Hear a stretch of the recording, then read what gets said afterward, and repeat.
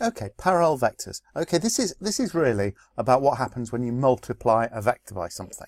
Okay, if I've got a vector like that and I multiply it by 2, then that means I get the same vector but twice as long, but in the same direction. Okay, and even if I'd multiplied by 10 or 13.5, then I'd have got another vector in the same direction. In other words, multiplying a number just affects the length. If I multiply it by -2, okay, then actually it would be double the length but going the opposite way. But it's still in the same direction, or kind of the opposite direction, but they're still parallel vectors. They still point along the same direction. So when it asks for whether vectors are parallel, that's just asking, can I just multiply one by a number and get the other one?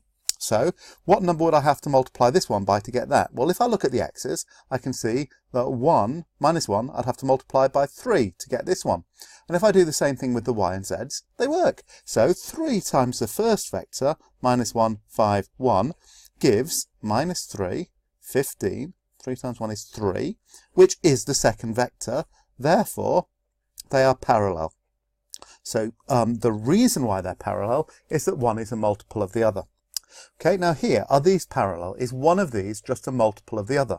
Well, you might get away with saying they're not parallel because clearly one is not a multiple of the other. Okay, I'd probably go with that actually, to be honest.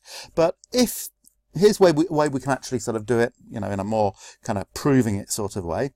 If one of these vectors is k times the other one, so if I've got that, then in order for the x's to work, then the x coordinates applying mean that this one would have to be k times that -1, so k would have to be -1. But this does not work. I'm going to actually spell out the details for y or z, therefore not parallel.